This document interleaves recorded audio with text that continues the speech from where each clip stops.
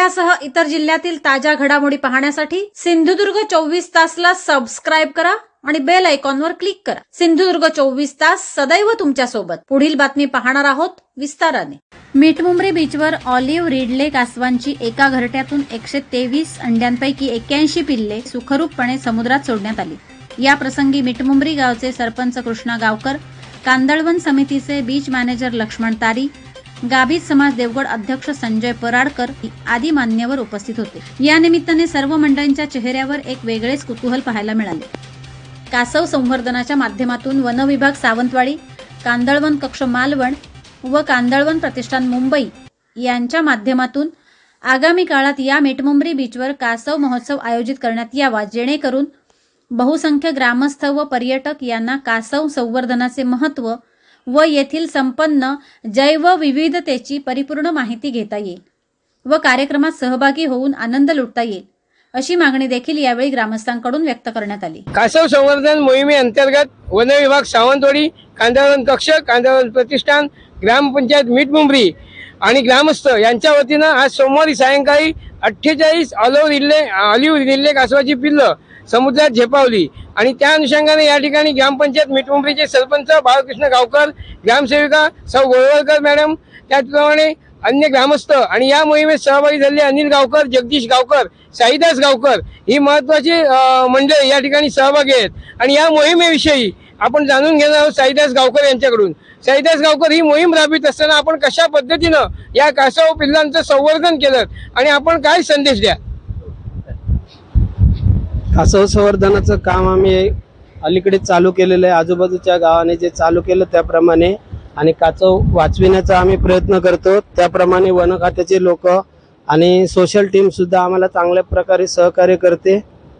तसंच हे आम्ही ह्यापुढे असंच आम्हाला जर सहकार्य मिळालं वन खात्याचं, अधिकारी वर्गांचं, ग्रामस्थ, सरपंच, मिठमुंबरी इतरांचं, तर अशाच प्रकारे आम्ही संवर्धन यापुढे चालू ठेवू।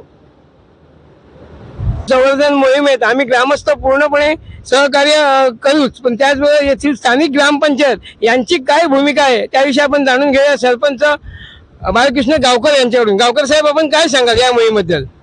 सरपंच ग्रामपंचायत मिठमुंबरीच्या वतीने या ठिकाणी मिठमुंबरी समुद्राच्या किनाऱ्यावरती कासव संवर्धन ही योजना राबवण्यासाठी माझे सहकारी मित्र, फॉरेस्ट खात्यातले अधिकारी वर्ग आणि लक्ष्मण तारी, तसेच माझे ग्रामपंचायतच्या वतीने इथे माझे उपसरपंच गुरुनाथ गावकर, ग्रामसेविका गोळकर मॅडम आणि माझे ग्रामपंचायत सदस्य अनिल गावकर, रात्रीच्या वेळी जेव्हा कासव संवर्धन करते वेळी जेव्हा कासव या ठिकाणी येतात त्यावेळी कोण टेळणी करतात, तो या ठिकाणी टेळणी करण्यासाठी बघायचं झालं तर रात्रीच्या वेळी जे कोण फिरणारे असतात, फिरणाऱ्यांना ते कासव बाबा चढतात हे माहिती पडतं।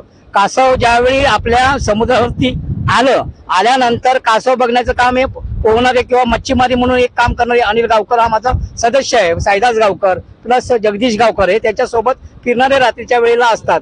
आणि अशा टायमाला कासव या ठिकाणी आलं समुद्रावरती का त्याचं बाबा जतन कसं करायचं, त्याच्या अंड्याची ठेवण कशी करायची हे आपल्याला लक्ष्मण तारी प्लस फॉरेस्ट अधिकाऱ्यांनी माहिती दिली आणि त्या माहिती दिल्यानंतर आपण इथे संवर्धन करण्यासाठी हा आपला उपक्रम राबवण्याचा प्रयत्न केला ग्रामपंचायतीच्या वतीने।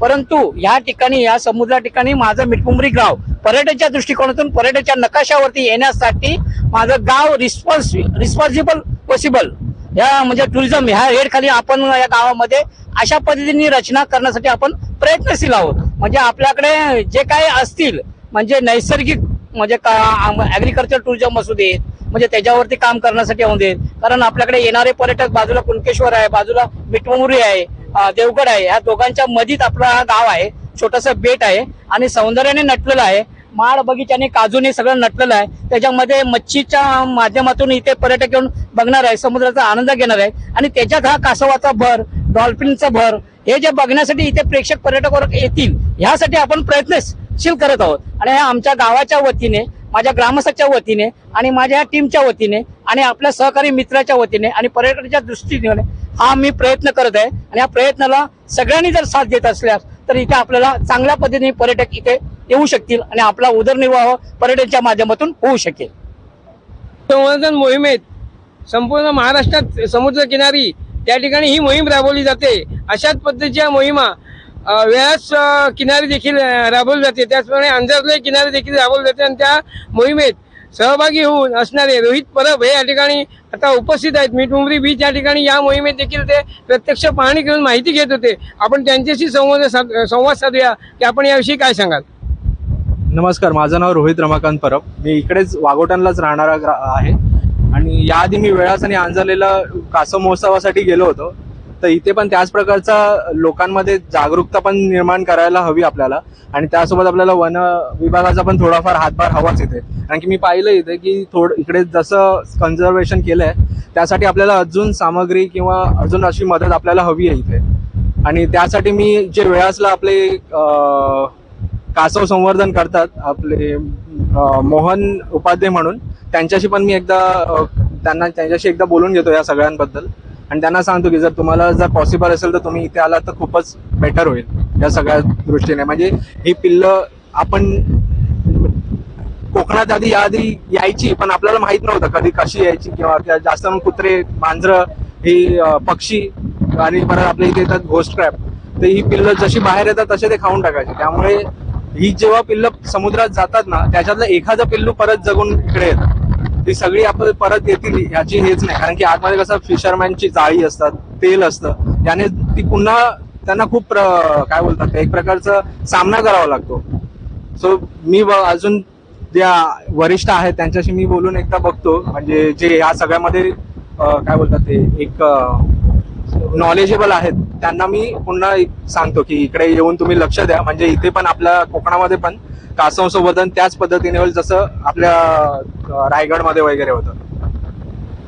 या ठिकाणी ग्रामपंचायत मिठमुंबरीचे सरपंच बाळकृष्ण गावकर यांनी कृषी पर्यटनाबरोबरच हा निसर्गरम्य भाग हा कासव संवर्धन मोहिमेच्या अंतर्गत या ठिकाणी पर्यटक मोठ्या प्रमाणात यावेत आणि पर्यटकांना देखील हा उपक्रमाची माहिती मिळावी अशी अपेक्षा व्यक्त केली. त्याचप्रमाणे या ठिकाणी रोहित परब यांनी जी प्रतिक्रिया व्यक्त केली की ज्या पद्धतीचे वेळास किंवा अंधेरले या ठिकाणी कासव महोत्सव होतात अशा पद्धतीचे महोत्सव वन विभाग असो किंवा अन्य सहकाऱ्यांच्या सहकार्याने किंवा त्याच्याशी संबंधित जे जाणकार तज्ज्ञ आहेत त्यांच्याशी चर्चा करून अशा पद्धतीचे उपक्रम या मिठमुंबरी बीच या ठिकाणी करण्यासाठी व त्यासाठी वेगवेगळी सुविधा देण्यासाठी प्रयत्न करणार असल्याचे त्यांनी यावेळी आवर्जून सांगितलं. सिंधुदुर्ग 24 ताससाठी दयानंद मांगले, देवगड.